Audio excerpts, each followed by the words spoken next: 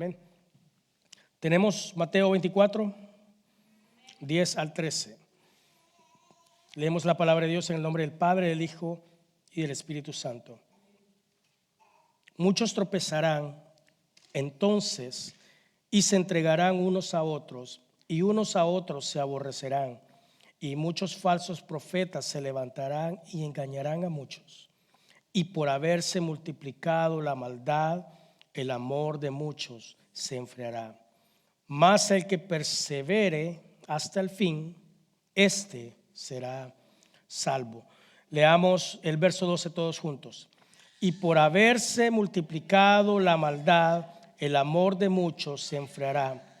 Mas el que persevere hasta el fin, este será salvo. Señor, te damos gracias por tu palabra, Señor. Gracias por permitirnos escuchar, Señor. Pero te pedimos, Señor, que no seamos solo oidores, sino que queremos ser hacedores de tu palabra. Queremos obedecer, Señor, tus mandamientos. Bendice nuestra vida, Señor, y que nuestros oídos estén en este momento, Señor, atentos a lo que tú tienes para nosotros según el caminar de cada uno. En tu nombre oramos. Amén. Amén. ¿Se ha dado cuenta usted que siempre comenzar, lo hemos dicho ya antes, siempre que tratamos de comenzar algo, si hay motivación, entramos con todo, ¿sí o no? Pero la motivación es algo temporal. ¿A cuánto nos pasó que al principio de año comenzamos a ponernos metas? Levante su mano. ¿Cuántos se pusieron metas este año? A ver, sinceramente, solo 2 personas. De ahí los demás no tienen aspiraciones de nada, no hay que venga la vida como venga. Bueno, los que se pusieron metas se pueden identificar que conforme va el tiempo, uno se va desanimando, ¿sí o no? Y nos empezamos a desanimar. Y yo lo he dicho antes, como hijos de Dios, muchas veces no importa cómo venimos a los caminos de Dios, sino cómo nos mantenemos y cómo vamos a terminar. Poníamos el ejemplo de la vida de Sansón. Sansón fue un hombre con un propósito, pero las decisiones le jugaron una mala pasada y él terminó siendo víctima de sus propias decisiones, cumpliendo el propósito de Dios, pero obviamente de la manera que tal vez él no hubiera querido.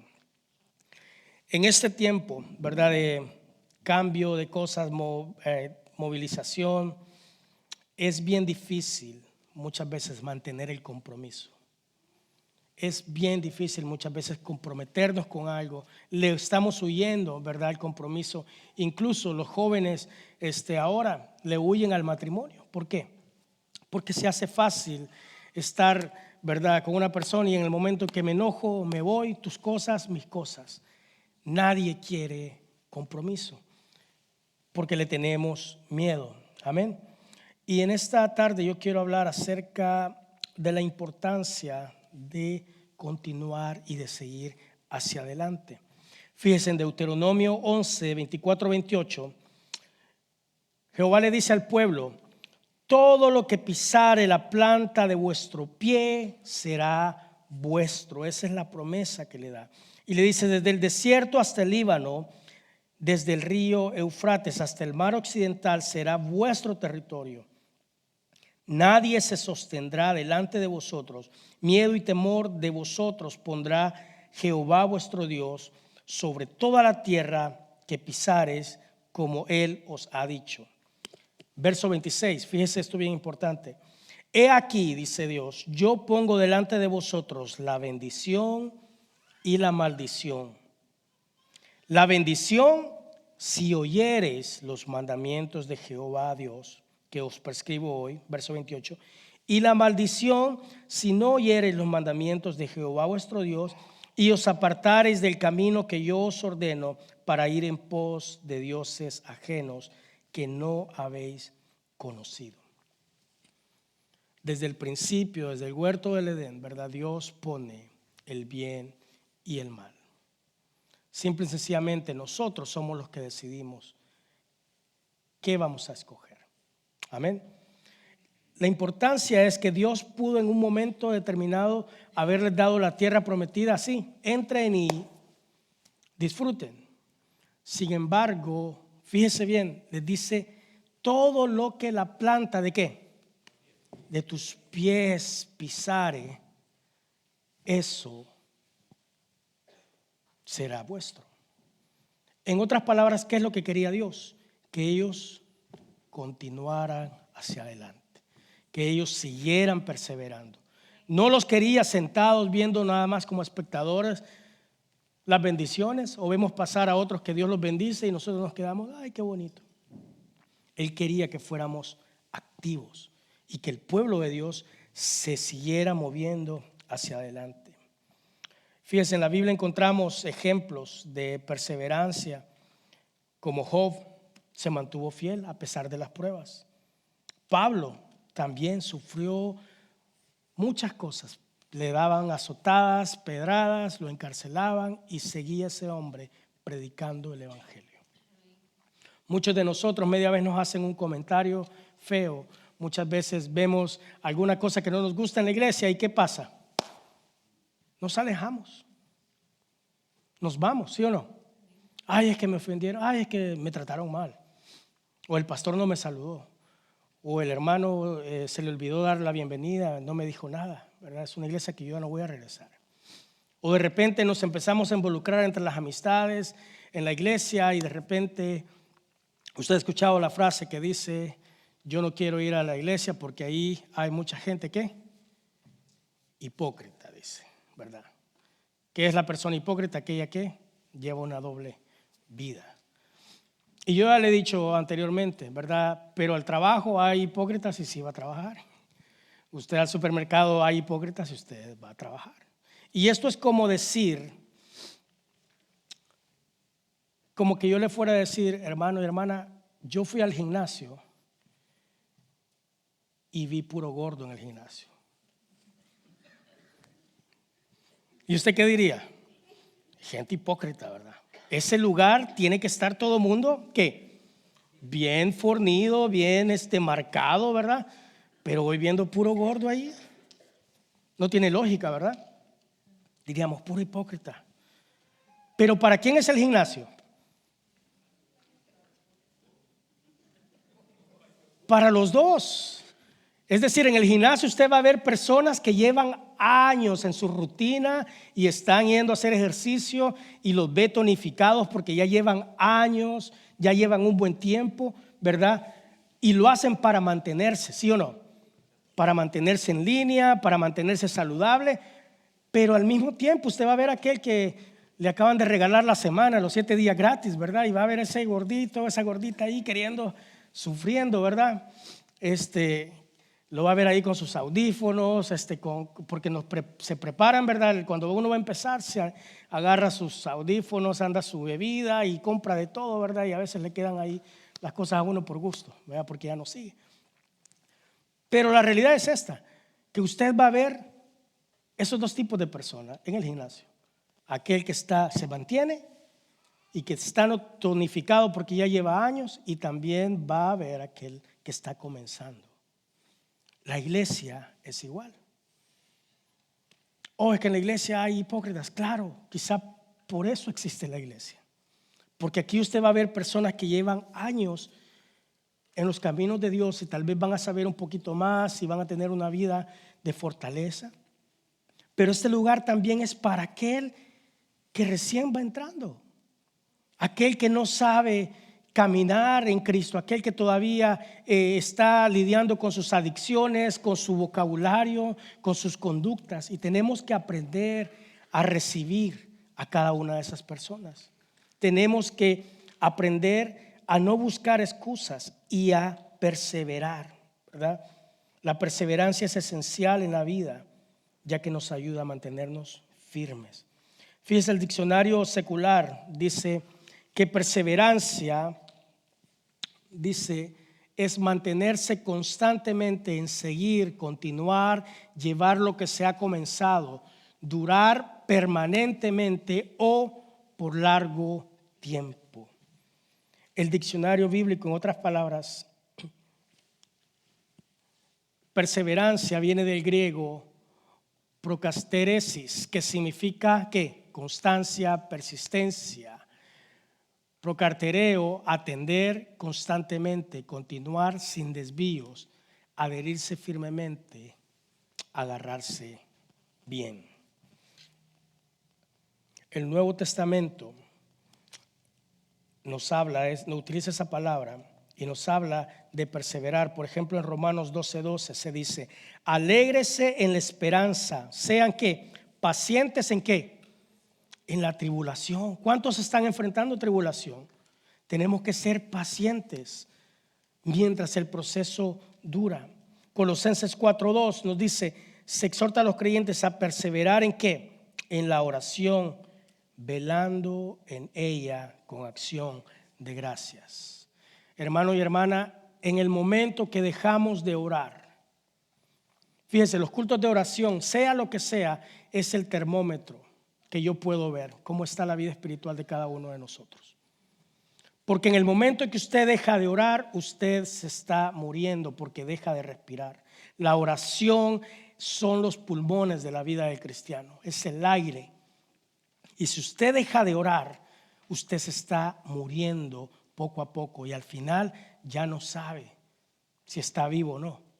Viene por una religión, por una inercia, si no tenemos esa oración. Entonces, ¿en qué cosas tenemos que continuar? ¿En qué cosas tenemos que perseverar? Número 1, ¿en qué? Lo acaba de mencionar. ¿En qué? En la oración. Si algo en la vida usted tiene que ser perseverante, es en la oración. Todos los días tenemos que aprender a orar. La oración es considerado como el oxígeno para respirar en la vida del creyente. Cuando hace falta, comienza uno a morir. Esposos y esposas, ¿qué pasa cuando se han peleado y se han enojado? Uno se da vuelta en la cama de un lado o se va del cuarto, pero ¿qué es lo que pasa? Se corta la comunicación. Y qué feo, ¿verdad? Cada quien por su lado o hace como falta, esa indiferencia se siente raro. Pero cuando se corta la comunicación, la relación se empieza a dañar y empezamos a ver lo mío propio. Hay que vea, ¿verdad? Ella o él, hay que vea. No me dirige la palabra, ¿ok? Por eso la Biblia dice que no se ponga el enojo sobre el sol, dice más o menos, creo yo, que el sol no se ponga sobre vuestro enojo. Es decir, no tendríamos que permitir terminar un día estando enojados con esa persona. Fíjense, en el aposento alto los discípulos perseveraron unánimes en oración y por esa razón ellos experimentaron ser llenos del Espíritu Santo en Hechos 1:14. En Colosenses 4:2 también, lo acabamos de decir, Pablo exhorta y nos anima a que perseveremos en la oración y que velemos en ella. ¿En qué otra cosa tenemos que perseverar? Número 2, en la palabra de Dios. Es importante que perseveremos en la palabra de Dios. Santiago 1:25, mas el que mira atentamente en la ley perfecta de la libertad y persevera en ella, no siendo oidor olvidadizo, sino hacedor de la obra, este será bienaventurado en lo que hace.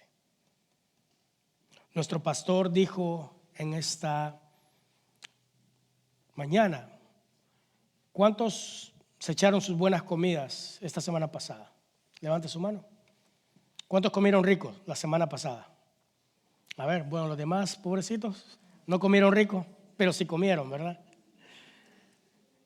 Todos tuvieron un buen almuerzo, cena o desayuno, no sé lo que haya comido, pero dice la palabra de Dios que no solo de pan vivirá el hombre, sino también de la palabra. Espiritualmente, si yo les pregunto, ¿cuántos han comido unos buenos platos de la palabra de Dios en esta semana que pasó? ¿Cuántos en realidad se comieron un buffet de la palabra de Dios?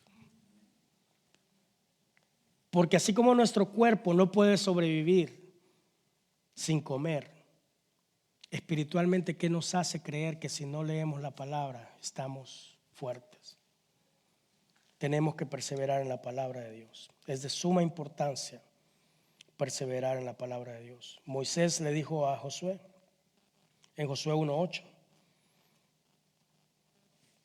él le decía que una de las causas por las cuales no se prospera es por no tomar en cuenta la palabra de Dios en ninguna de las decisiones.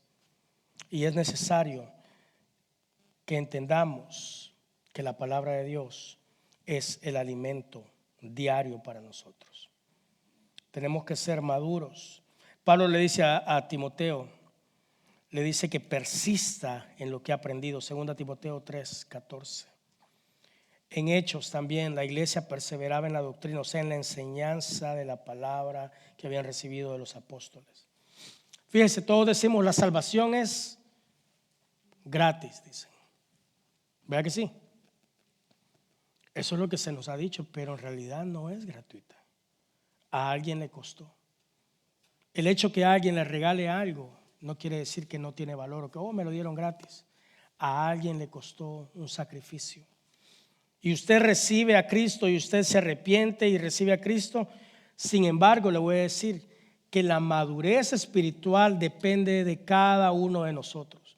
No depende ni del pastor, ni de su esposo, ni de su amigo, ni del que le invitó, de cada uno de nosotros. La madurez espiritual es una decisión que tenemos que tomar en cuenta. Requiere esfuerzo, sacrificio. Así como aquel atleta, imagínese usted una persona que comienza a entrenar, los campeones de carreras. Ellos practican, ellos comienzan a hacer sus ejercicios. Y usted puede decir, pero son campeones, ellos corren y son buenos, son profesionales. Pero ellos se toman la preparación. Imagínese que me vayan a tirar a mí ahí a correr. ¿Usted cree que la voy a hacer? No, pues ya yo creo que ni 5 minutos aguantaría. ¿Por qué? Porque no me he preparado, porque no he continuado haciendo ejercicios o no ha sido algo intencional. Entonces lo mismo en la vida espiritual. Si no hay compromiso, si no hay resistencia, si no hay esfuerzo, hermano, por esa razón muchos venimos a Cristo y de repente a la primera prueba nos entristecemos y nos vamos y regresamos a los caminos donde Dios nos ha sacado. ¿Por qué razón? Porque no nos esforzamos en seguir hacia adelante. ¿Qué pasa cuando usted tiene un bebé, un niño, y usted no le habla, no le menciona palabras, no le dedica tiempo? Ese niño nunca va a hablar. ¿Qué pasa si usted no le enseña a ese niño a agarrar la cucharita y aprender a que él pueda comer? Va a depender totalmente, no va a poder desarrollarse. Lo mismo pasa en la vida espiritual. Cuando somos bebés espirituales tenemos que aprender a desarrollarnos. Número 3, ¿en qué otra cosa tenemos que perseverar? En la gracia. Hechos 13:43 dice, y despedía la congregación, muchos de los judíos, de los prosélitos piadosos, siguieron a Pablo y a Bernabé, quienes hablándoles les persuadían a que perseveren en la gracia de Dios. Hermano, la gracia y la misericordia que hemos recibido, el favor de Dios por habernos perdonado nuestros pecados, es más que suficiente. En lo que usted no pueda, en lo que usted tenga dificultad, Dios le dice, bástate mi gracia, porque mi poder se perfecciona en la debilidad. Es decir, en ese problema, en esa dificultad, usted puede decir, yo ya hice todo, pastor, lo que puedo, ya gasté mis recursos. Qué bueno que te quedes sin nada, porque entonces vas a ver el poder de Dios trabajar en tu vida. En las cosas imposibles, más difíciles, ahí es donde Dios quiere hacer un milagro. Cuando ya todo el mundo te dejó, cuando ya no hay ni de dónde rascar, es cuando comienza a obrar la gracia de Dios en nuestra vida. Él dijo, yo soy la vid, vosotros los pámpanos, el que permanece en mí y yo en él. Este lleva mucho fruto, porque separados de mí, nada podemos hacer. Hermano, Cuando más dificultades tenga, cuando más problemas haya, cuando no sienta incluso ni venir a buscar a Dios, es cuando más tiene que hacerlo. Cuando más tiene que hacerlo, porque ya está quizá a un paso de la bendición. Sin embargo, muchos perdemos esas bendiciones a nuestra vida por quitar el pie del acelerador, por dejar de continuar. Y el último punto, tenemos que perseverar ¿en qué? En la comunión. ¿Con quiénes? Hechos 2:42 dice, y perseveraban en la doctrina de los apóstoles, ¿verdad? En la comunión unos con otros y partiendo el pan y en las oraciones. ¿Ahora entiende usted por qué lo del cafecito? ¿Entiende usted por qué la bendición de traer el pancito? Ahí cuando mi hermano Rubén y mi hermana Catherine parten ahí dice, si traemos menos, dice, falta. Y si traemos, ¿cómo es la cosa? Y si traemos más, dice, nunca hemos logrado traer lo que es. Dice. Y yo le digo, es porque siempre tiene que sobrar. Mejor que sobre y no falte, ¿sí o no? Pero el partir el pan es parte de qué. Usted ha comido con alguien enojado. ¿Le ha tocado? Vea que es feo eso. Yo nunca lo he hecho. Casi siempre que voy a comer con alguien, pues vamos contentos. Pero cuando hay tensión, como que no, yo no puedo. No sé si a usted le pasa, pero no se puede comer con alguien molesto. El pan es algo que nos une, ¿verdad? Y es de vital importancia perseverar en la comunión, porque Dios no nos hizo para vivir solos. Incluso en tus problemas, hermano y hermana. Yo a veces me da mucha tristeza, le quiero decir, porque como que otros pastores me dicen, ya no aguanto, comparto con ellos, ya no aguanto las llamadas y que me piden oración y todo eso. Yo le digo, pues fíjese que a mí se me hace más fácil porque a mí los hermanos, entre ellos se comunican y oran. Y digo, yo oro en general, pero le digo, es como que yo le estuviera rogando a mi hermano Francisco, hermano, si necesita algo, y de repente le pasan miles de cosas y el hermano en el hospital y yo me quedo. Y le digo, el pastor está para cada uno de ustedes, para ir a donde sea. Lo que he tenido oportunidad, cuando Dios me ha dado la oportunidad de haber podido visitar hermanos a los hospitales, de poder ayudarlos en lo que sea, pero para eso estamos. Y muchas veces ustedes me quitan la bendición de servirles. Ustedes me roban esa bendición de ir y dar la mía extra, ir a orar por ustedes o ayudarlos en lo que la iglesia puede. ¿Por qué? Porque tal vez tenemos miedo de molestar, ¿verdad? Pero tenemos que aprender a servirnos unos a otros, ¿sí o no? Todos nos necesitamos, en todos los momentos. En momentos de alegría y en momentos de tristeza. Yo no sé por qué en los momentos de alegría todos nos juntamos, pero en los momentos de dificultad y de prueba queremos pasarlos solos. Tenemos que estar en todo momento. Eso es comunión, estar en los momentos malos. Hermano y hermana, cuando pase dificultades, aquí tiene un refugio. Somos una familia. No huya, no trate de pasar los problemas solos. Tenemos que estar en los momentos de alegría, de tristeza, de desánimo, de enfermedad. Porque todo lo que sembramos, dice la palabra de Dios, eso vamos a ¿qué? A cosechar. ¿Cuántos quieren sembrar amor, comprensión? Lo dice el Salmo 133:1. Mirad cuán bueno y cuán delicioso es habitar los hermanos juntos en armonía. La fe no es cuestión individual. ¿Usted sabía eso? Todos decimos, mi fe. Es que es mi fe y todos lo queremos hacer singular. Pero la fe incluye una persona muy importante, que es el Espíritu Santo. Hebreos 12:2 dice, puesto los ojos en Jesús, el autor y consumador de la fe, el cual por el gozo puesto delante de él sufrió la cruz, menospreciando el oprobio, y se sentó a la diestra del trono de Dios.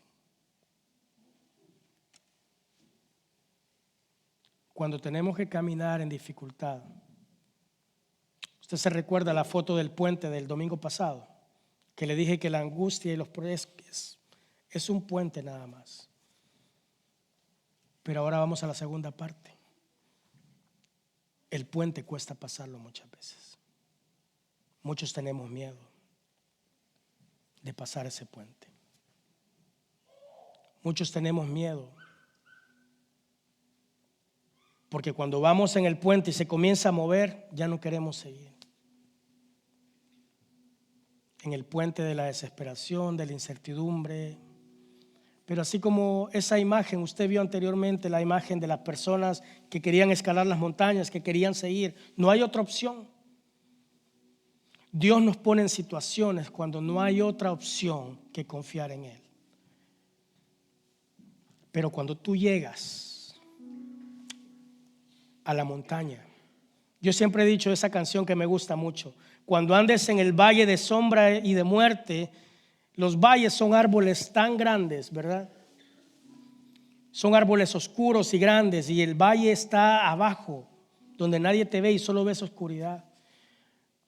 Pero esa canción dice que cuando andes en el valle, dice que mires hacia arriba y que te recuerdes a aquel que te ha puesto ahí mientras vas pasando. Pero también dice que cuando tú subas a la montaña y estés en lo más alto, ahí no es momento de decir, ay, mi orgullo, lo que he logrado, sino que es momento de ¿qué? De arrodillarse delante de Dios. Y como está la imagen ahí, de darle gracias. ¿Vale la pena seguir? Sí. Vale la pena cruzar el puente, porque al final vas a llegar a un momento donde solo la presencia de Dios es la que te va a sanar.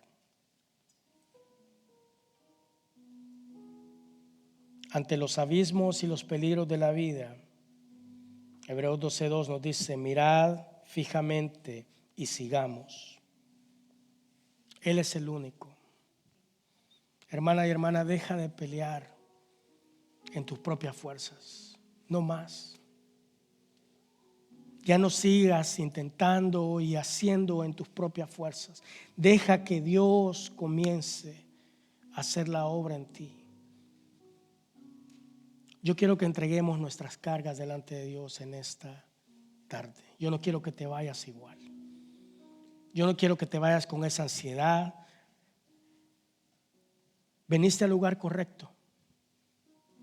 No la iglesia, sino donde está la presencia de Dios.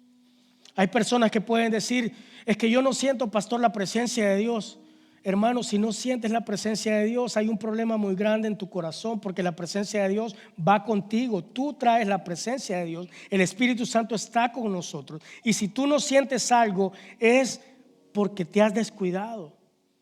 Pero la presencia de Dios la traemos todos nosotros desde el momento en que venimos a este lugar. No es momento de que dejas tus cargas y termina el servicio y vuelves a agarrarlas y te las vuelves a poner. No más. Deja todo en las manos de Dios. Dejemos todo en las manos de Dios ahora. Vengan a mí todos aquellos que están cansados y cargados, y Él nos hará descansar. Pongámonos de pie en esta tarde. Señor, te damos gracias. Te doy gracias, Señor, por este remanente, estas personas que has traído a este lugar. Yo te pido, Señor, que en tu misericordia examines. Tú eres experto, Señor, en escudriñar los corazones.